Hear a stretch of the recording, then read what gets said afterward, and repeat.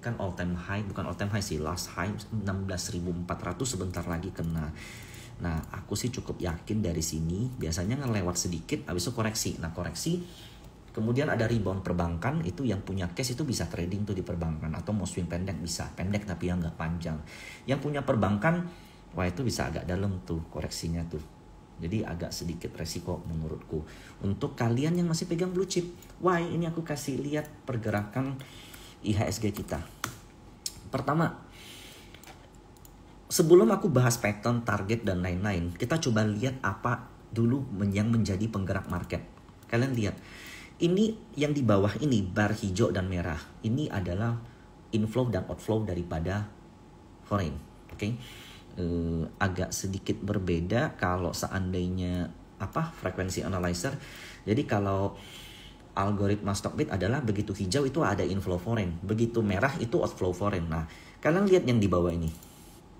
Ini adalah momen ketika terjadi inflow foreign, yang hijau ini semua dari kotak ini Juni tengah sampai akhir September. Juni tengah sampai akhir September, kalau kita lihat Juni tengah akhir September, wah itu IHSG naiknya gila-gilaan Pak. Dari 6.600 sampai 7.900. 6.600 sampai 7.900 itu berapa poin ya? Hampir 2.000 poin ya? Ya kurang lebih seperti itu. Itu naik 10 sampai belasan persen. Apa yang terjadi setelah itu? Aku masih ingat banget di grup kita, itu kita juga di story bareng ya, kita dapat banyak banget kan saham yang naiknya gila-gilaan apa aja itu. Jadi setelah Japanese, setelah ini kan kejatuhan IHSG yang 5% dalam satu hari ya, itu terjadi karena Japanese carry trade. Nah setelah itu kan market rebound karena ekspektasi terhadap Fed pangkas itu terjadi awalan. Nah ketika market rebound ya, dari 7.000 sampai 7.900 itu kita lihat di Agustus ya. Kita lihat BRI. Di Agustus sampai sekarang, di Agustus nih ya, itu juga rebound. Bahkan menembus angka di atas 5.000, sempat menyentuh 5.600. Padahal ya, tidak ada perubahan fundamental yang berarti. Itu hanya sekedar makro lagi ada flow foreign yang pengen masuk ke emerging market. Indonesia dapat kelimpahan. Jadi BRI yang kemarin rebound itu terjadi tanpa perubahan fundamental. Masih stabil aja, masih begitu aja. Nah, jadi harus diakuin memang, Cik Cuai juga pernah ngomong ya, kalian ingat ya, saat ini memang market yang gerak itu flow, bukan fundamental, bukan valuasi. Kalau kalian bicara valuasi murah, BTPS valuasi murah, all time low valuasinya, dan masih makin murah. Oke, itu satu. Nah, penggerak IHSG mau nggak mau harus diakuin saat ini adalah foreign. Kalian nggak bisa bilang, wah foreign jualan, nggak usah takut tampung. Nah, kalian tampung nih buat jualannya foreign. Tuh, lihat tuh. Ini merah semua, nggak ada hijaunya sedikit pun. Adalah dikit banget, tapi itu nggak berarti. Inflow yang kita mau tuh minimal 3-4 hari konsisten untuk foreign. Aku sekedar mengingatkan lagi, apa yang kita dapat dari 6.000, dari 7.000 ya, dari 7.000 lowest market ke hampir 8.000, 7.900. Di sini ada inverted head and shoulders ya di sini. Waktu itu aku ingat ada buat proyeksi di sini. Ini kita nggak usah lihat dulu. Nah, inverted head and shoulders yang ada itu seperti ini. Padahal ya, kalau kita bicarain apa yang terjadi dengan Indonesia, apakah GDP naik, apakah PMI naik, enggak, masih deflasi segala macam. Tapi memang karena memang ada flow foreign yang masuk. Nah, IHSG nyentuh targetnya. Nah, setelah nyentuh target, apa yang kita dapat sih dari rally blue chip seperti ini? Aku nggak begitu bullish sebenarnya sama big banks. Kalau kalian ngikut aku di tahun lalu 2023 awal tahun, aku bullish banget karena era suku bunga tinggi. Begitu suku bunga mulai dipangkas, itu udah saatnya big banks di taking profit. Nah, di era 2023 boleh dikatakan sebenarnya ekonomi kita itu baik. GDP kita itu kelihatan, PMI kita kelihatan, inflasi kita kelihatan. Kalau kalian bilang itu jelek, buktinya usahaku susah kok, itu kan kalian lihat hanya di usaha kalian. Buktinya temanku dagang banyak yang sepi, itu kan kalian hanya lihat dari view-nya kalian. Tapi buktinya penyaluran penyaluran loan growth perbankan kita, BCA, BRI, Mandiri, BNI tahun lalu itu double digit semua. Lihat dividen yang mereka bagikan. Lihat 2023 perbankan naiknya seperti apa. Lihat dividen yang mereka bagikan. Sayangnya setelah pembagian dividen tahun ini, itulah yang aku katakan terjadi yang namanya high base effect. Apa itu high base effect? Contoh, kalian lagi perform banget nih, atau Cristiano Ronaldo nih udah berhasil menang Liga Champion. Kemudian dalam waktu dekat dia berhasil memenangin Liga Eropa. Kemudian dalam waktu dekat dia juga dapat Most Valuable Player. Dalam waktu dekat dia dapat 3 gelar. Dia udah berjuang mati-matian. Nah, tahun depan biasanya kan perlu recovery kan. Namanya manusia, bukan cuma manusia, ya namanya company, ekonomi itu juga seperti itu. Indonesia mengalami puncak kejayaan. Perbankan mengalami puncak kejayaan di era suku bunga tinggi, itu BCA segala macam. Itu adalah tahun lalu. Terjadi yang namanya high base effect. Begitu juga di saham-saham call. Begitu terjadi perang antara Rusia dan Ukraine, harga call sampai $200. Itu call gila-gilaan naiknya. Nah, tahun kemarin udah enggak karena terjadi high base effect alias titik tertinggi. Nah, itulah yang terjadi di perbankan, high base effect. Nah, ketika ini rebound, memang perbankan juga ikut rebound. BRI adalah rebound hampir 6-7%, ada kayaknya 6-7-8%, BCA rebound sepertinya 8-9 atau 10%. Tapi yang saat itu menjadi concern kita tuh kalau di grup kalian pasti tahu, dan yang sering aku bahas di story itu saham-saham konglomerat. Kayak Pani itu beggarnya bahkan 3 atau 4, hampir 4 beggarnya. Kemudian aku ada brand juga yang memang sempat volatil, tapi kalau seandainya ya brand kalian lihat sekarang kan sempat 9.400 9.200 ya, titik tertinggi 12.000. nggak mungkin dong kalian bisa beli di 12.000. Let's say kalian beli 10.000 11.000, di angka sekarang 9.500 itu koreksinya nggak sampai 10% bos. Memang sempat 6.000, tapi kalau seandainya kalian strict to the point atau strict to the target, nggak sampai segitu koreksinya. Nah, itu satu. Kedua, kita lihat sama apa lagi, PTRO all time high. Cuan itu saat ini ya, nggak usah bahas cuan dulu deh. Kita bahas yang lain lagi. Bumi BRMS Dewa. Wah, itu Dewa dari 55 sampai 110, 120. Bumi kalian yang di grup tahu lah. Itu kayak kita gede banget, enak, kayak wow, we got so much alpha in conglomerate stocks, mulai dari mulai dari Pak Aguan. Kemudian kemudian ke PP, sampai saat ini PP masih, kemudian Bakri Group, dan akhirnya Bakri Group juga melempem. Nah, kemudian apa yang dari IHSG naik 15% atau 13%, itu saham Konglo tuh naiknya ratusan persen sampai beggar. Nah, begitu dia koreksi, Konglonya koreksi 20% ya, Adaro, Saratoga 20-25%. Tapi perbankannya saat ini BRI itu hampir menyentuh all time low dari 2024. Nah, itu alasannya kenapa. Kalau kita mau bahas ya, pertama gini, buat kalian yang very bullish to BRI atau very love di fundamental of the BRI, aku setuju banget. BRI tahun lalu tuh aku juga bullish banget. Bagi aku ya, kalau seandainya ekonomi suatu negara maju, ekonomi Indonesia maju, konsumsi masyarakat apalagi yang kaum menengah ke bawah sejahtera, aku nggak akan beli BCA, aku belinya BRI. Acuannya GDP, acuannya PMI, acuannya inflasi. Tapi sayangnya tahun ini Indonesia itu kena masalah judi online yang nilainya kalau nggak salah tahun ini tuh udah menembus 600-700 triliun. Kalian tahu nggak sih 600-700 triliun itu seberapa besar? Itu menyentuh hampir market cap-nya BCA. Nilai itu terlalu besar untuk dianggap sepele. Kalian lihat belakangan Menteri Kominfo itu diperiksa 6 jam karena kasus judi online. Meskipun masih sebagai saksi. 600 triliun itu kalau BRI semua dijual, market cap-nya nggak sampai segitu. Paham nggak kalian betapa besarnya nilai itu? Kemudian yang kedua, kalian lihat inflasi di Indonesia yang selama 3 bulan ke belakang itu terjadi deflasi. Apa sih artinya deflasi? Inflasi nomor 1 di Indonesia, penyumbangnya itu adalah makan dan rokok, sandang pangan dan rokok. Kalau terjadi deflasi artinya rakyat Indonesia tuh kurang makan, belanja makannya kurang. Nah, itu yang terjadi, dan itu yang ngebuat kenapa BRI yang turun paling dalam, yang disikat sama foreign yang paling dalam. Ini kalian coba lihat nih BRI. Nah, BRI yang disikat paling dalam, kenapa ini bisa terjadi? Karena ekonomi kita memang sedang tidak baik-baik saja. Nah, kalau seandainya kalian bilang kapan BRI akan rebound, tapi kan ini murah kok, ini kan fundamentalnya lagi bagus. Nah, sekarang saya mau nanya nih. Aku nanya nih, Kalau kalian bilang fundamental BRI bagus dan kalian boleh beli terus. Harga suatu company untuk menunjukkan kinerjanya itu perlu waktu nggak?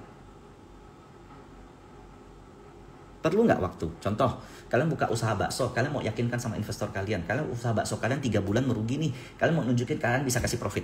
Perlu waktu nggak? Perlu waktu untuk mewujudkan itu. Jangankan kinerja perusahaan, apalagi ekonomi masyarakat, ekonomi Indonesia perlu waktu.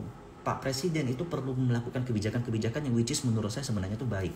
Mulai dari gaji guru, gaji buruh, tapi Pak PPN 12% agak saklek menurut aku. Jadi biarkan pemerintahan baru kita menunjukkan kinerjanya yang harusnya pro rakyat menengah, subsidi-subsidi meningkatkan demand, kemudian ketika demand pulih itu bakal terlihat dari data inflasi, data PMI, data GDP. Ketika GDP mulai pulih, rumah 3 juta rumah untuk rakyat itu let's say berhasil, maka loan growth BRI, NPL BRI, isu dari NPL BRI itu akan solve. Dan di situ BRI akan pulih. Dan menurut aku itu bukan waktu yang pendek, bukan dalam waktu 1 bulan. Makanya kalau 1 bulan BRI koreksi, kalian bilang, oh beli murah. Minggu depan koreksi lagi, beli murah. Minggu depan beli lagi, koreksi murah. Uang kalian seberapa banyak? Ekonomi negara untuk bisa berubah itu perlu waktu. Company untuk menunjukkan laporan keuangan yang membaik itu perlu waktu. Harga saham untuk mutar aja perlu waktu. Tapi kalian seperti nggak ada waktu untuk ngebeli saham ini. Tiap hari beli. Nah itu yang ngebuat kalian down kan. Kalau kalian masih every day, every week beli BRI. Nah this is kayak mix. Ini yang aku matiin komen aja deh. Ini yang ngebuat kayak you need sometimes untuk ngebiarkan ini semua beres. You need give couple of times, give couple of era untuk ngebiarkan seller-seller keluar. Apalagi Skoders itu mengeluarkan, ya kalian tahu lah, kalian baca sendiri beritanya. Skoders nggak exit, tapi dia mau jual unit bisnisnya. Anyway, kecil nggak? No, Skoders itu biggest fund di Indonesia. Dia punya, saat ini dia punya AUM hampir 40 triliun. Tahun lalu 70, berarti udah berkurang sekitar 40 atau 30%. Seperti itulah yang terjadi. Nah, so if you ask me seperti apa market, nah saat ini yang aku lihat adalah memang agak serem karena ini kalau kita bicara chart pattern,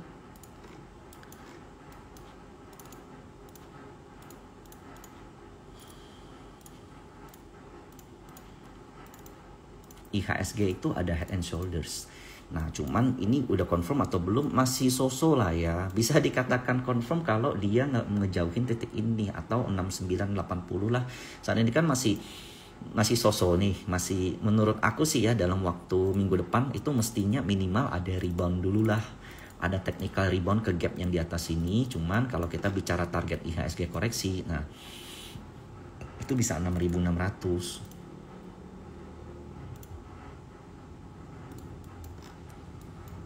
Agak lumayan. Kita ya buka mata aja karena kalau kita pakai hukum MYCD ya, IHSG itu ada pola. Aku harus buka weekly baru kelihatan. Ada divergence MACD. Divergence nggak sih ini?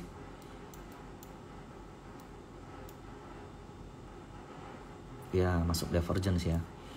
Ada divergence MACD, ini tinggi, ini turun, dan itu diiringi dengan foreign outflow ya, di sininya foreign outflow di ujung. Nah, so titik koreksi IHSG ideal ya dari MACD untuk dia bisa reboundnya bisa agak lumayan itu ada di 6.600. Aku yakin sekali 6.600 rebound karena di 6.600 ini pun merupakan titik tertinggi di era Jokowi. Jadi begitu Jokowi terpilih itu di sini nggak bisa tembus, naik lagi nggak bisa tembus. Akhirnya di pemerintahan kedua Jokowi bisa tembus 6.600 jadi support. Nah ini kita naiknya kekencengan nih di era Pak Prabowo nih awal-awal pemerintahan. Nah kalau kita lihat weekly retrace koreksi dulu ya wajar lah. Nah cuman masalahnya kan seperti ini. Kalian yang terlanjur gede di atas dan sangkut dan nggak mau jualan, masih ngotot average down terus. Begitu seandainya indeks bener bisa sampai di sini, itu kalian udah kepalang kadung equity kalian habis. Begitu rebound, mereka yang udah siapin dana untuk buy di sini atau beli ketika rebound, itu sebentar aja bisa balik di profitnya, tapi kalian masih nunggu. Nah, itu yang ngebuat aku ngerasa kayak, that's why aku agak vokal selama 1-2 minggu ke belakang memberitain crash ini. Bukan crash sih, memberitain kayak you need stay more cash. Jangan buru-buru beli. Kalau seandainya nih ya, kalian kan bilang gini, gua nggak mau ikut lu kok, lu terlalu penakut, lu terlalu tebar fear. Kalau gua sih mending gua greedy ketika semua orang fear. Nah gitu kan. Gua mau nanya nih, hampir setiap hari market buka Senin sampai Jumat. BRI, BCA, Mandiri, BNI kalau mau naik, dia nggak mungkin naik 10% dalam satu hari, amat jarang. Seandainya dia memang benar reversal, seandainya laporan keuangannya udah bagus, akan selalu ada momen untuk lo beli kan. Ada yang nanya sama saya nih, DM di Instagram, klien juga ada yang nanya, kok aku beli di DCA aja tiap bulan, perbankan. Bank-bank gede aku beli tiap bulan atau tiap minggu boleh nggak? Boleh dong, dia bilang kayak begitu. Menurutku boleh, tapi kenapa kamu enggak nahan diri kamu dari cash kamu, kemudian beli ketika dia benar-benar udah rebound, bukan ketika cuma dead bonds atau ketika koreksi. Karena begitu suatu indeks rebound ya, saham apalagi blue chip itu pergerakan itu seperti kapal. Dia nggak bisa turun habis itu tiba-tiba naik kenceng, atau naik kenceng sekali habis tiba-tiba turun. Dia untuk mutar tuh kayak kapal, dia perlu U-turn. Begitu terjadi U-turn, disitulah kamu harus siapkan duit kamu. Bukan begitu dia belum, jadi kamu nggak perlu takut ketinggalan. Begitu kamu greedy di saat semua takut, sebenarnya kamu tuh juga takut. Kamu takut ketinggalan kesempatan kan. Nah, konsepku, aku jauh lebih baik. Begitu market udah benar-benar bullish, benar-benar reversal, benar-benar confirm untuk jadi uptrend lagi, benar-benar balik badan, aku ketinggalan 3%, 5%, 10% either nggak masalah. Karena di market bullish, kenaikan 30%, 40%, 50% itu achievable.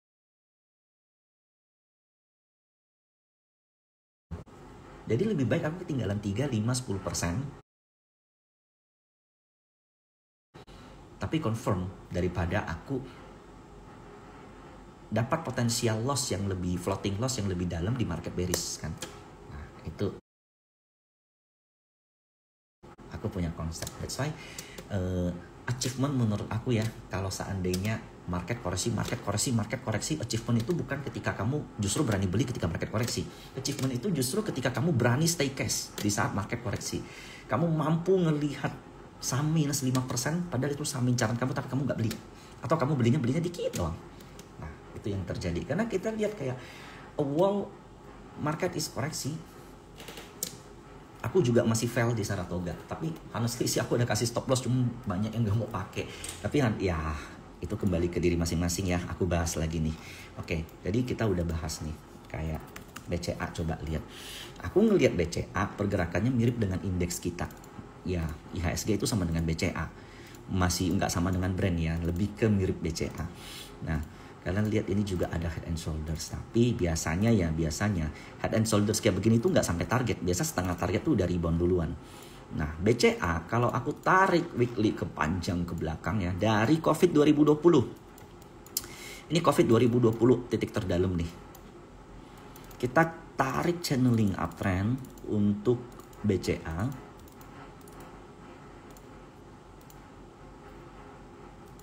Ini tuh momen-momen krusial tuh. Momen-momen krusial untuk dia mampu nggak rebound. Kalau seandainya BCA mampu reboundnya tuh lumayan tuh. Ini lumayan, all time high lagi. Minimal 12.000 atau 11.000 ke atas lah minimalnya ya. Tapi kalau nggak mampu, maka dia bisa ada false break, turun dulu ke bawah. Nah, kalau menurut aku gimana? Karena sih aku masih agak acak nih ngelihat perbankan. Aku cuma bisa ngelihat flow-flow di saham Konglo sekarang. Karena di perbankan gini, aku hampir tiap hari ngeliat flow market. Nggak ada kelewat, kadang satu hari pun nggak ada, kadang ya. Belakangan punya anak agak sedikit jarang di market selama 1 bulan. Tapi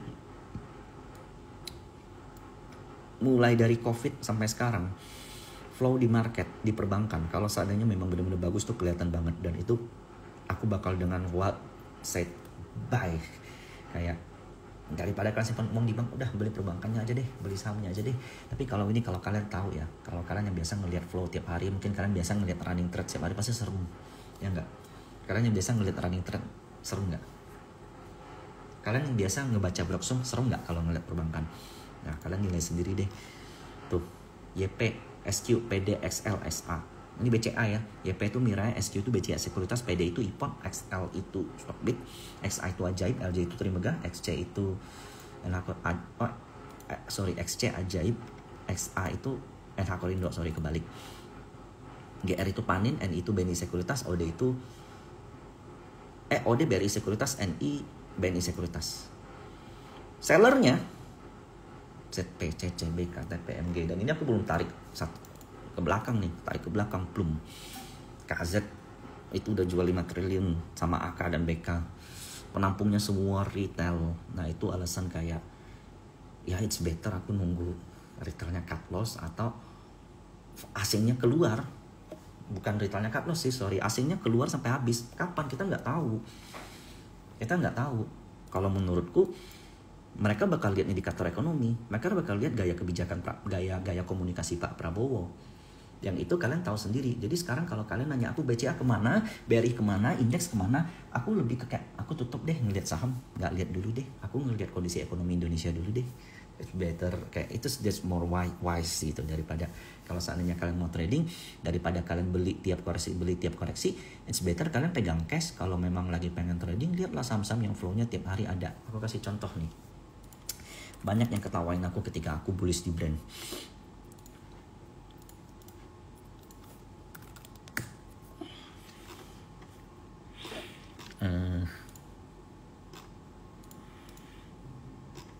Ini gambarnya masih ada nih, kalian lihat aja sendiri nih.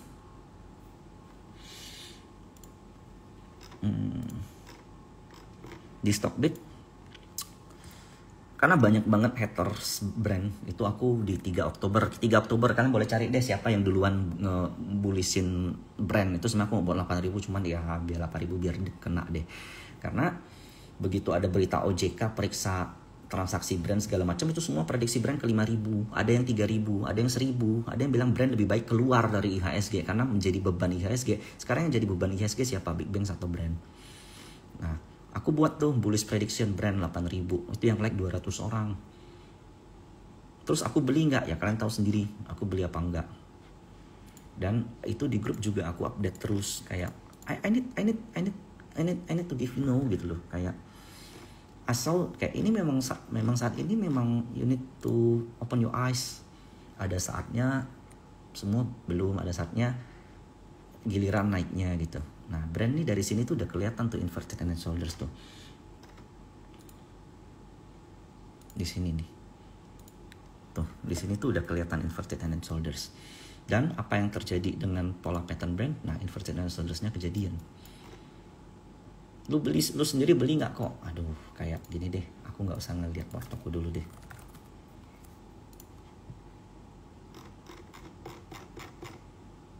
Kalian lihat ini aja deh.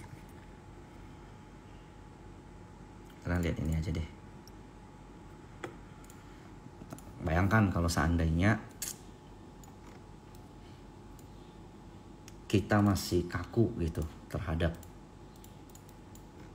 apa yang terjadi di market. Jadi ya dari ketika foreign flow itu keluar rutin dari IHSG, dari perbankan kita, dari some of our blue chip, kalian lihat brand is all full of foreign buying. Oke, tapi kalau sekarang disuruh beli aku udah nggak mau, sorry ya. Ini juga udah serem, udah ada bearish divergence pasti, udah dekat target, dan ini kalau koreksi lumayan dalam pasti. Kemarin berapa sih? Desember tanggal 20 atau sepanjang Desember aja deh kita lihat. ZP belinya 140M, AK 121, YU 86. Penjualnya siapa? Kebalikan dari BCA tadi. Kalian kan lihat BCA yang beli YP, SQ, NI, XL, SC, YP kan, OD kan. Ini malah sellernya retail semua. Dan retail ini dikasih cuan loh. Kenapa aku bisa bilang dikasih cuan? Sellnya retail tuh 8.200, 83, 86, 82. Menurut aku ini retail dikasih cuan. Karena kalau kita tracking back grossnya ya, nih kita lihat yang paling gede biasanya YP. CC jangan dilihat deh, YP deh.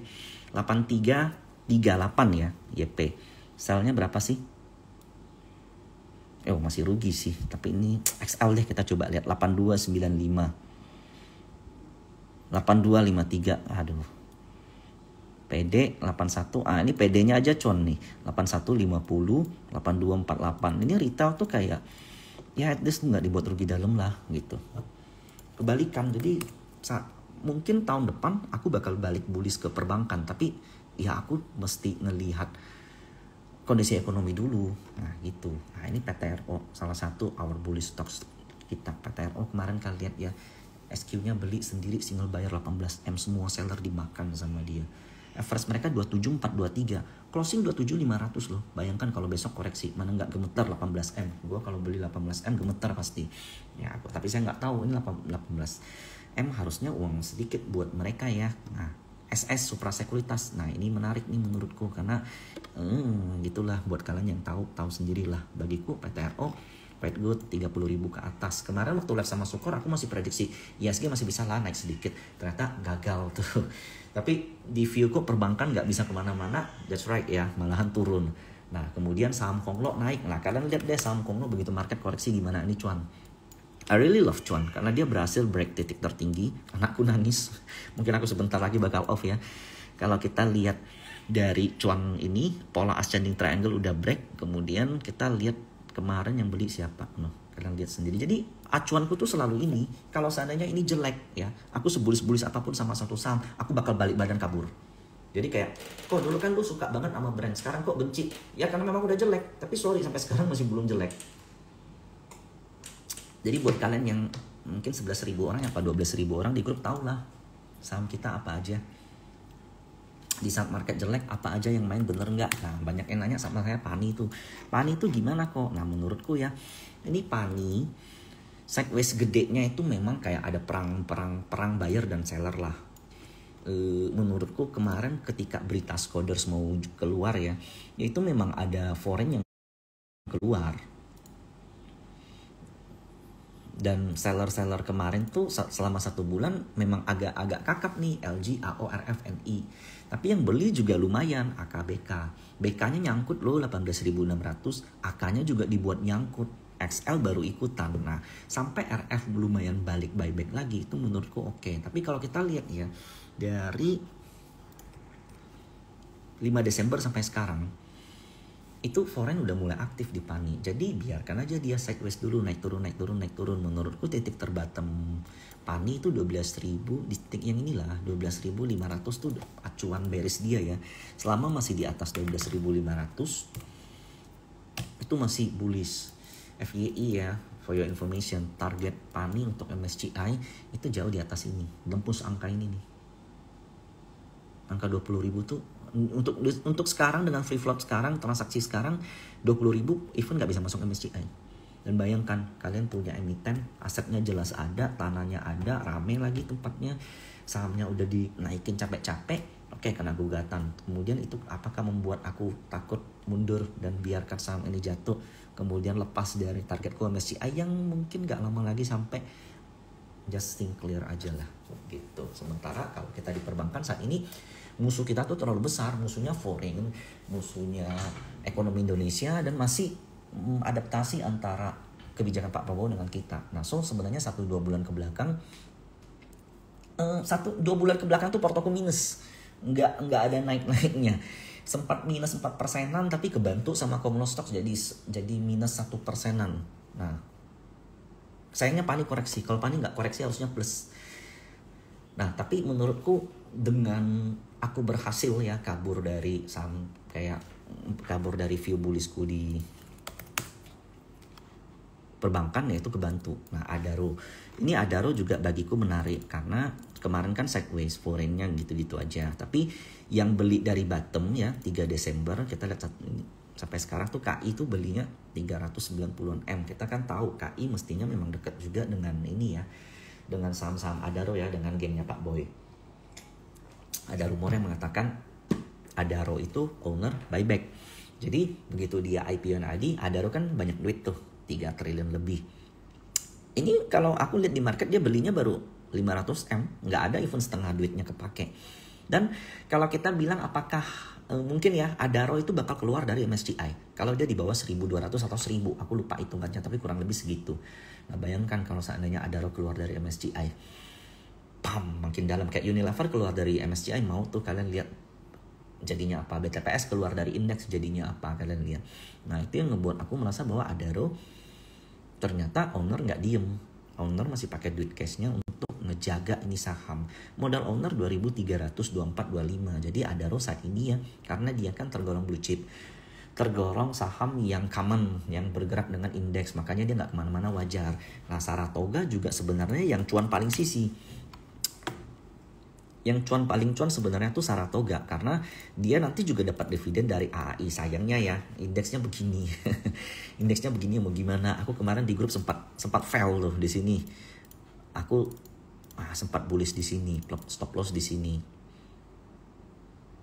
Bablas sampai di sini. Ya udah, menurutku sih di 2000 dan MA 200 ini udah bener-bener deket nih sama support nih. Nah, itu untuk Adaro Group. Tadi Adaro Group udah, PP Group udah. PP Group kita sempat bahas PTRO, cuan brand. Pani udah. Lalu Bakri Group pasti masih belum menarik Bakri Group karena dia ada arah koreksi. Mungkin if you have any question, ada saham menarik lain yang perlu dibahas, let's comment it. Rupiah dibiarkan 16.000, kenapa? Enggak 16.000 kan, 16.002, 16.003 kan.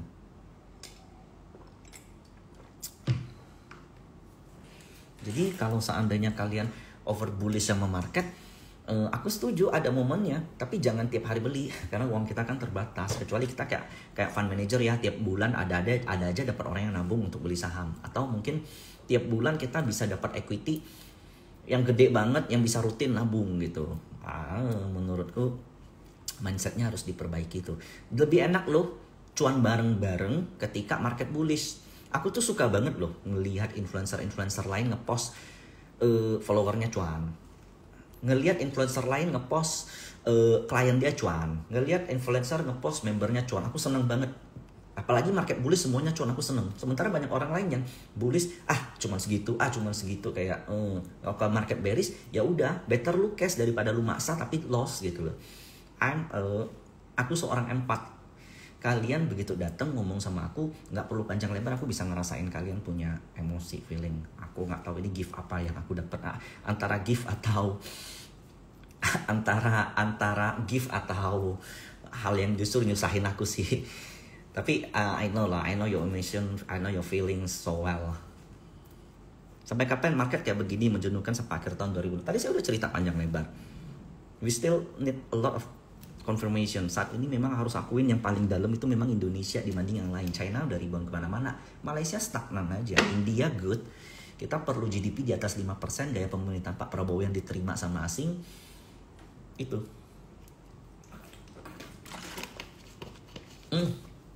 that's right, Raja is good. Di saat market kayak begini kan nanti Januari ya, menurutku ya, kalian yang udah punya cash tuh mendingan kalian ikut Raja deh, ikut anak usahanya Raja gitu loh. At least adalah capital gain. Nah Raja kalian lihat nih, di 11 Desember begitu dia menembus angka 2.800, wih gila. 11 Desember sampai sekarang itu BK yang beli.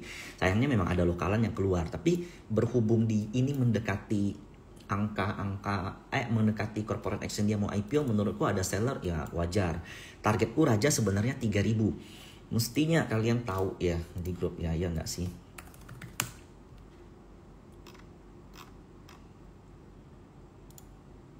Nah iya, Raja ini di advance groupku November tanggal 13 aku agak aktif di sini November, karena di sini OKT gede harus dijaga kan. November 13 3.000. Berapa titik tertinggi Raja? 2970, aduh 30 poin lagi. Tapi koreksi ini menurutku nggak jelek, menurutku masih ya selama dia masih di atas 2.200 Raja masih bisa lah 3.000, jaganya di 2.200. Ada yang bilang campur tangan Pak Pepe. Kalau kita lihat dari underwriternya ada HP ya, mungkin aku nggak dulu deh, distribusi banget, bye-bye dulu dah. Ini yang jualan-jualan nih agak gede nih, mungkin bisa jadi kakap-kakap investor Adaro yang kakap-kakap ya jualan dulu.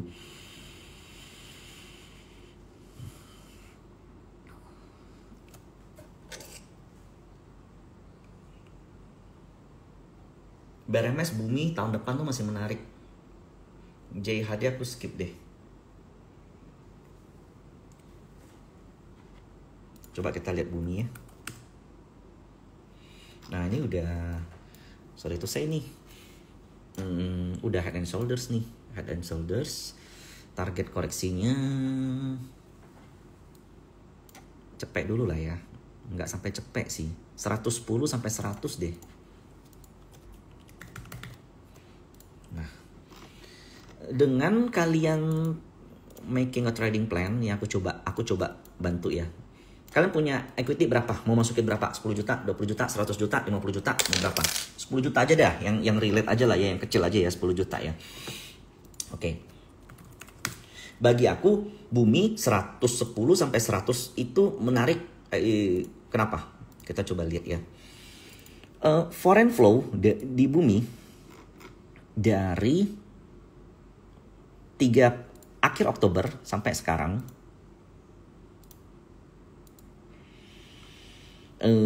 waduh ini ada yang keluar dalam jumlah gede banget ya, 195, 103. Kemudian kita coba buka stop deh, Bumi. Kita coba lihat insider news.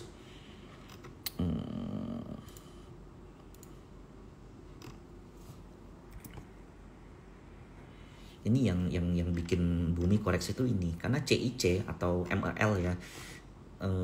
Kalau nggak salah dia punya 10% dari Bumi itu rutin banget jualan, rutin banget 0,01, 0,04, 0,02 itu rutin banget dia jualan. Dan menurutku ya CIC yang jualan ini, ya inilah dia gitu loh. Inilah dia yang jualan, kelihatan di Blocksumnya. Sampai kapan mereka jualan? Nah, honestly modal Pak Salim kan 120 ya. 110 sampai 100 harusnya Cheng Li dong untuk kalian tes. 110 sampai 100 itu kan 10% ya. Oke, saya punya 10 juta nih. Saya udah kena mental sama market. Saya udah gak mau kehilangan lebih dari 500.000 contoh. 500.000. Nah, so you can make a plan that ini 110 ke 100 kan 10% ya. Nah, kalian contoh begitu saham ini nyentuh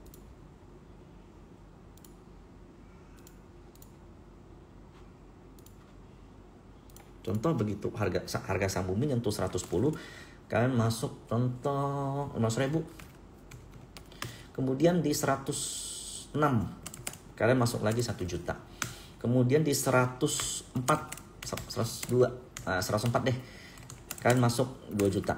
Di 102 kalian masuk 4 juta. 421.000. Nah, di sini kan kalian masuk 7,5 juta. Nah, dengan pembelian seperti ini yang membesar ke bawah, average kalian 110 enggak dong. Average kalian tuh pasti kurang lebih harusnya di 100, antara 100, bentar ya, 35. Pokoknya average kalian tuh harusnya nggak jauh dari 105, 103, 105 lah average kalian ya, kurang lebih. Kalau average kalian 105 ya, atau kalau kalian beli di sini gede, kalian bisa buat katakanlah average kalian 105. Kemudian masa sih Bumi koreksi dari segini ke segini, rebound sedikit doang nggak ada, ya kan? Karena logically kalau kita lihat sepanjang rally awal dari 10 September sampai 27 September, aku tarik rally awalnya ya. Nah itu RF yang beli itu modalnya 113, 119. Kalian beli di 110 sampai 100, masa sih nggak at least rebound sedikit? Nggak bisa. Kalaupun nggak bisa, ya jangan dipaksa, jangan di keep gitu loh. Kalian jual, ya udah cuma rugi 500.000, simple kan? Jangan sampai kayak, oke, udah dalam, aku maksimal rugi 500.000. Tapi katanya call itu bagus, katanya insentif batubara begini, tapi katanya harga batubara bisa sekian, ya udah aku keep dulu deh. Aku nambah lagi, besok nambah lagi. Padahal company untuk nunjukin kinerja perlu waktu. Foreign begitu jualan aja perlu waktu. Coba deh. Ini CIC yang jualan bumi perlu waktu nggak? Ini aja dia nyicil jualnya dari awal Desember sampai sekarang. Ini pasti belum selesai barangnya. Jualan aja perlu waktu, masa kalian beli nggak pakai waktu gitu loh. Nah itu the reason a very good investor itu adalah investor yang bisa nahan diri, bisa kontrol ngebelanjain duitnya sambil memantau market. Jadi menyesuaikan antara pola belanja dia dengan emosinya market.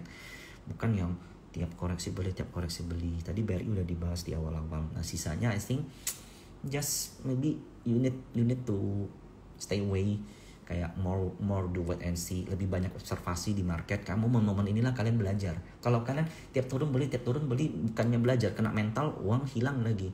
Kalau kayak begini tiap turun kalian pantau, tiap turun kalian lihat berita, tiap turun kalian coba lihat kondisi ekonomi, tiap turun kalian lihat Broksum, tiap turun kalian lihat TA. Coba deh cari titik bottom, tapi nggak usah langsung beli. Titik bottom gini sekian, bisa rebound nggak ya?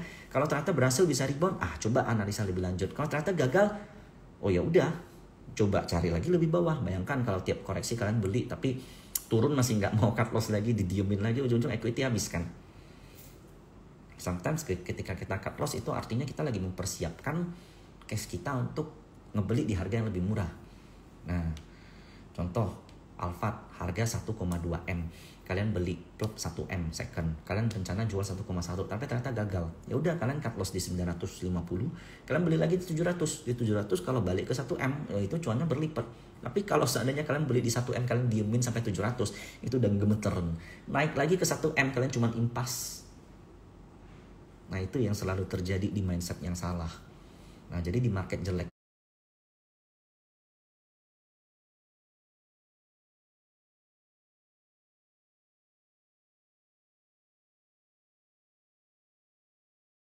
begini, kalau kalian dengar omongan opa nggak bisa ditelan mentah-mentah, dia greedy pun dengan komposisi manajemennya